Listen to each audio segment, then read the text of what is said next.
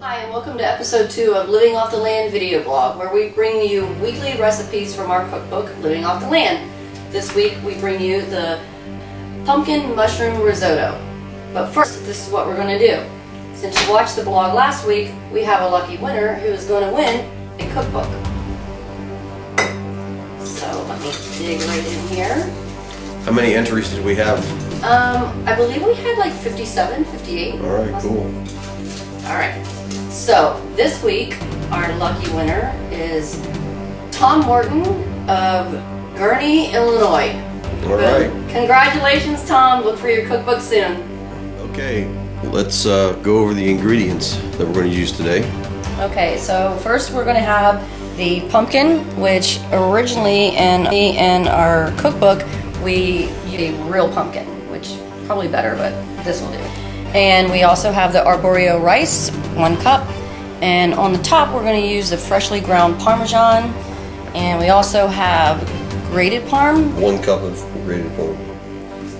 We also have 1 cup of grated parm and 1 can of chicken stock. Okay. We also are we have some pumpkin seeds that we're going to toast, put on top, and one bunch of green onions. We have about 6 or 8 leaves of sage, fresh sage. We're going to use some butter and olive oil to saute the mushrooms in.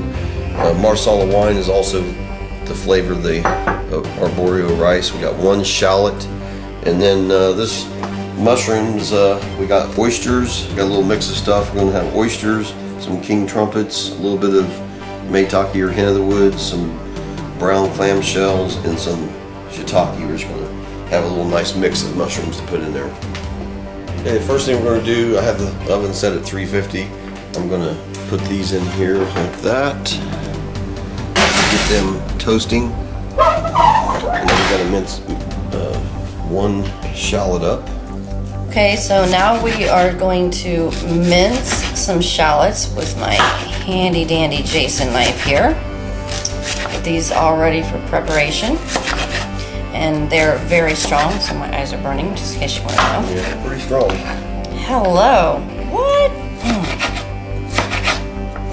So just mince them up like so, and they will be ready to rock and roll. Alright, then we've got some olive oil and butter in the pan, medium high, to saute the shallots up. Okay, we're going to saute these shallots for about 3 minutes or so.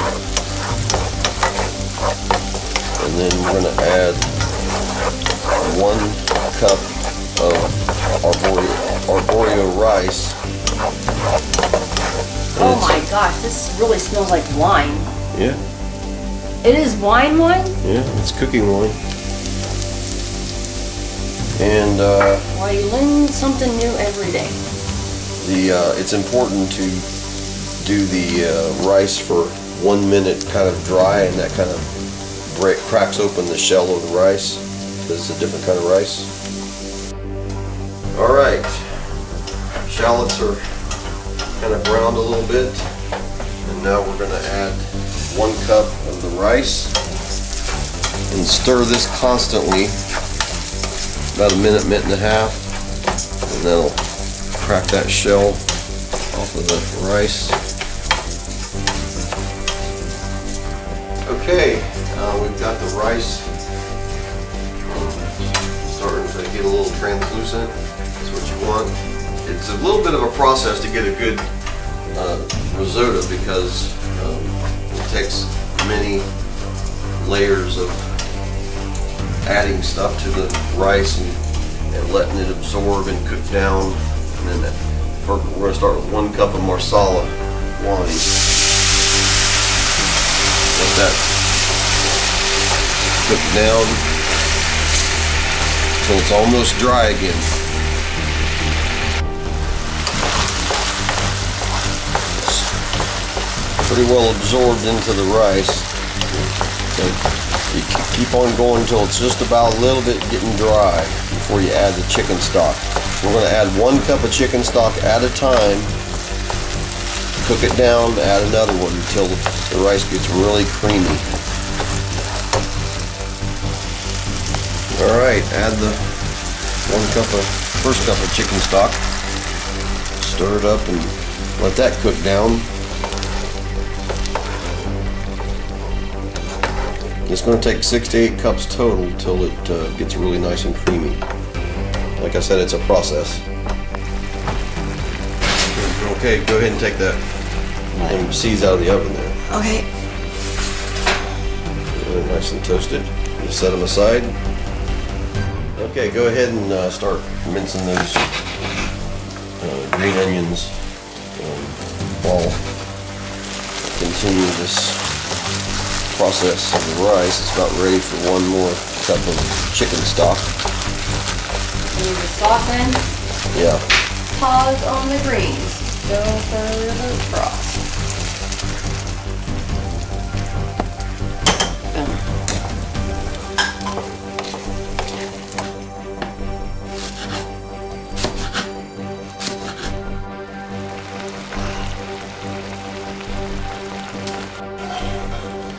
Alright, once she's got them minced up, you're just going to put them in a bowl and set it aside for later. After half of them go on the counter. Not half of them, just a few. Just a few. We'll figure it out. Clean your cutting board off, and then we'll do the sage too, get that taken care of. Alright. It is important to let it go pretty dry, because that helps soften the rice as well. So you ready for another? Yeah, you go ahead and put one more in.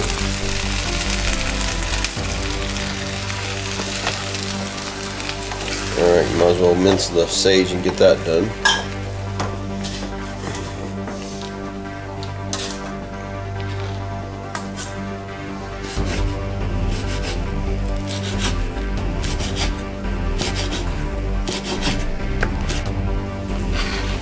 The sage. Fresh is better than dried. It's more flavorful. Alright, another cup of broth into the mix and do it again. When we get down to 1 or 2 more, and after that cooks down, I'm going to do a little taste test and make sure it's soft enough before we add the pumpkin. Sometimes I'll even do one extra thing of Marsala wine. Now you can start to see how plump the kernels of rice are.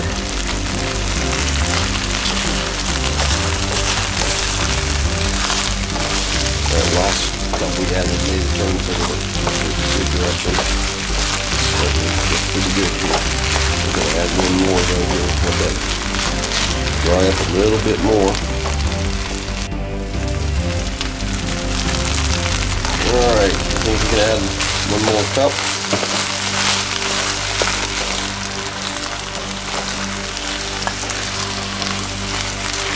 It's looking real good though.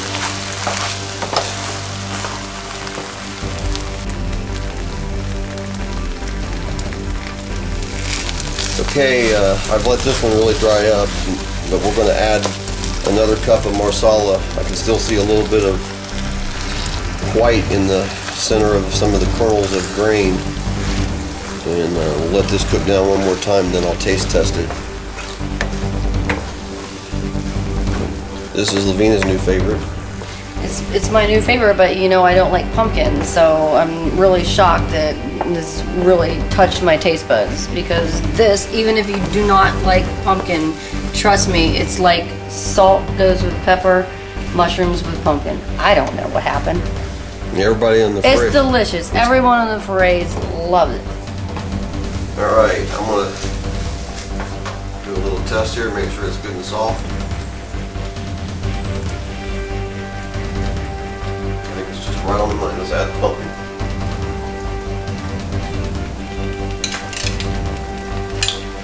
It's a 15-ounce can of pumpkin. Like I said, if you have the opportunity to do the real pumpkin, it really sets it off.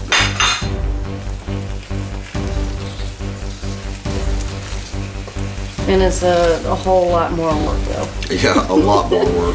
And this just tastes just as good. Certainly couldn't do that on the fraise because you got to bake No. it. Once you have the pumpkin thoroughly stirred into the rice, we're going to turn it down on low. And now we're going to chop the mushrooms and saute them up. Alright, let's do some mushrooms here. This is a king trumpet. Some of these I'm growing. Oysters, I've got a bunch of different kinds of strains of oysters going. Now, I like to, since I'm growing them, like when you cut the butt end of the oyster off, it creates mycelium like crazy to grow some. So I don't throw it away. I get more strains going. I've got golden ones and pink and blue and gray and everything. Golden. Just gonna chop these up.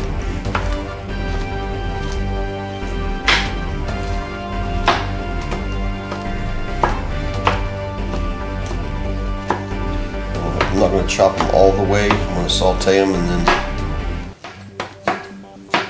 this is Maitake or Hen of the Woods. This is a king trumpet, which is actually an oyster. What? King trumpet is in the oyster family. I think it originated in Indonesia. And we got some shiitakes. I like the stems of those. And then we got some brown beach mushrooms, or otherwise known as brown clam shells.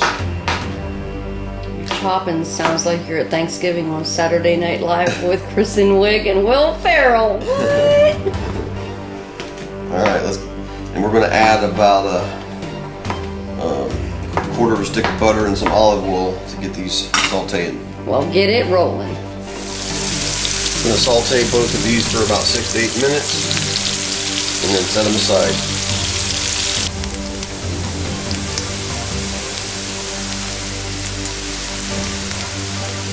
And we're going to get me a little plate to put these mushrooms on. And the reason that I didn't cut them too finely is because you can see how much they cook down. And when I'm eating the risotto, I want to be able to, feel some chunks of mushrooms.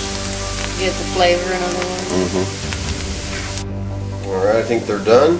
I'm going to put them on this plate for later. Set them aside. I might have to steal one. Yes. Alright. Now we're going to add the 1 cup of fine Parmesan. Stir that, let that melt. It should melt in that pretty quickly. Stir it up good, and then we're going to do the little bit of fresh sage in, and add the green onions in. Stir all that up. We're getting close to being done. This is not an easy process, but trust me, the ending is going to be delicious. You can literally make a meal out of this.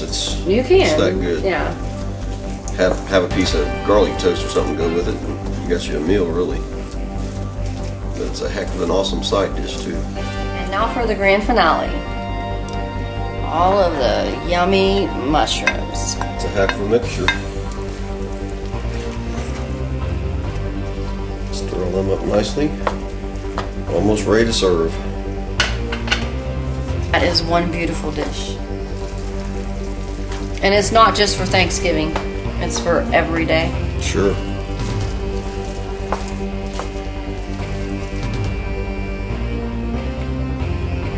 All right, let's serve it. Okay. I don't think I'm going to Pizza Hut tonight. Oh, did you last week? Well, that was like a little joke. All right, so big thick one on top over here, another big giant thick one over here, and now we're going to do the fresh parm on top, and boom, voila. But hey, don't forget the pumpkin seeds. Oh yeah, I almost did. See, I almost forgot. Yeah, that's why I'm part of this situation. What? It's kind of cool to add the pumpkin seed. You don't have to, but it's kind of cool to have a little bit of crunch in it too. I like it. That's all that matters. We'll give it a taste there. Okay, I gotta get a big chunk of this guy over here though. Okay, let me see. Oh yeah. Pumpkin and mushrooms. Oh my gosh. Come to mama. I hope you guys enjoyed this dish. It's something special. I certainly am. You have to have the pumpkin seeds. It just gives it that extra crunch. Yeah, it's awesome. All right, make sure that you follow the instructions and send us an email to register for this week's giveaway, which is a hand-painted morel mushroom ornament that I paint. And it'll be signed by me on the back too. I've been doing a lot of ornaments lately. I enjoy painting. Another congrats to Tom for winning the cookbook. So we will see you next week with another great dish. Bon appetit. Not sure what we're going to do, but we will come up with something that you will knock your socks off. As a surprise.